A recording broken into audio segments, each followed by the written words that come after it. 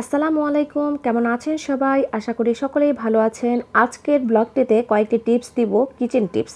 সেটা হচ্ছে এই যে দেখতে পাচ্ছেন জিরার গুঁড়া। এই জিরার গুঁড়াটা কিভাবে তৈরি করেছি সেই টিপসটা আপনাদের সাথে শেয়ার করব আজকে। আমি সবসময় চেষ্টা করি কি জানেন, জিরাটাকে কাঁচা অবস্থায় না ভেজে গুঁড়া করার চেষ্টা করি। এখন এটা কিভাবে সম্ভব? হয়তো রোদে, অনেক বেশি রোদে হিট দিয়ে তারপর হচ্ছে এটাকে গুঁড়া করতে হবে, তা না হলে চুলার নিচে রেখে করতে হবে, তাই না? সেটাই করি আমি। কারণ ভাজা জিরাটা হচ্ছে অন্যরকম একটা স্মেল থাকে, কড়া একটা ফ্লেভার থাকে, সেটা আপনি তরকারিতে ব্যবহার করলে একটা এক্সট্রা গন্ধ পাবেন। ভাজা জিরার গুঁড়া সব তরকারিতে ভালো লাগে না। সেই জন্য নর্মালি জিরা বাটাটা খুবই ঝামেলা। দেখবেন ব্লেন্ডারের জারেও যদি করতে যান সেটা একদমই ফিনিশ হয় না, খুবই অবস্থা খারাপ থাকে, ভিতরের চালটা ভাঙে না, এমন অবস্থা হয়। আবার পাটায় পিষে করাটাও খুবই ডিফিকাল্ট।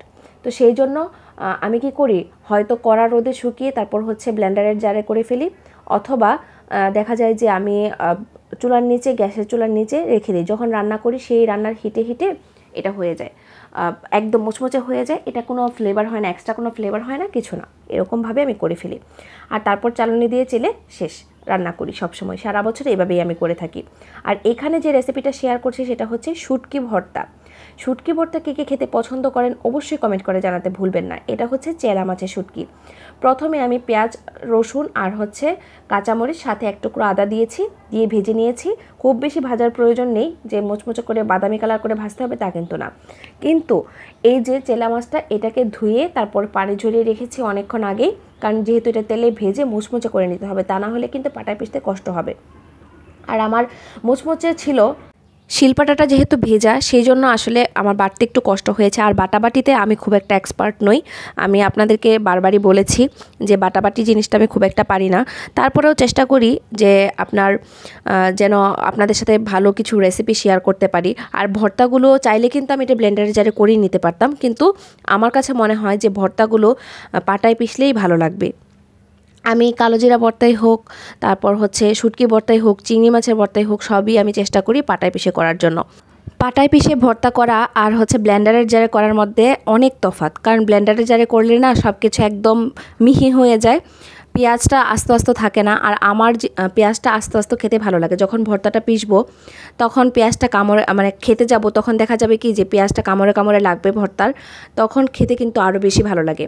ম্যাক্সিমাম মানুষকেই দেখি একদমই মানে পেঁয়াজটাকেও একদম মিহি করে ফেলে, সেটা আমার কাছে ভালো লাগে না। আমি এই যে দেখছেন দানা দানা হচ্ছে পেঁয়াজটাকে রেখেছি, সেভাবেই আসলে করার চেষ্টা করি সব সময়। এভাবে করলে না আমার ভর্তাটা খুবই ভালো লাগে।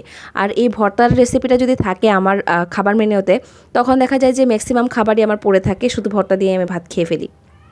আমার শুটকি ভর্তা বলেন, চেপা ভর্তা বলেন, চিংড়ি ভর্তা, যেই ভর্তাই হোক না কেন, অল কাইন্ড অফ ভর্তা আমার খুবই ভালো লাগে। এই ভর্তার রেসিপিগুলো যেদিন আমার বাসায় থাকে সেদিন আসলে আমি অন্য খাবারের দিকে খুব একটা ফোকাস করি না। যাই রান্না করি না কেন সেগুলো আর মানে ধরেও দেখি না, এমন অবস্থা হয়। আগে আমার হাজব্যান্ডও খেত না, কিন্তু এখন সে আমার সাথে থাকতে থাকতে খাওয়া শিখে ফেলেছে। তো যাই হোক, এখানে আমি চাল কুমড়ো ভাজি করে নিচ্ছি। চাল কুমড়োটা ভাজিটা আমার কাছে খুবই ভালো লাগে।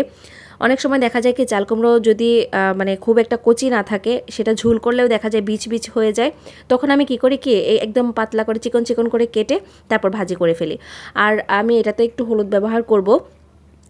আপনারা হয়তো জানেন যে আমি সবুজ সবজিতে কখনো হলুদ ব্যবহার করি না, তারপরে এটাতে আজকে করেছি। একটু মানে একটু ডিফারেন্ট করার চেষ্টা করেছি আর কি। চাল কুমড়া ভাজিটা আমার কাছে খুবই ভালো লাগে, শুধু লবণ, হলুদ আর হচ্ছে পেঁয়াজ, কাঁচামরিচ, এগুলো দিয়েই হচ্ছে ভাজিটা করা হচ্ছে। তো আমার রেসিপিগুলো কেমন লেগেছে অবশ্যই কমেন্ট করতে ভুলবেন না। ভালো থাকুন, সুস্থ থাকুন, আল্লাহ হাফেজ।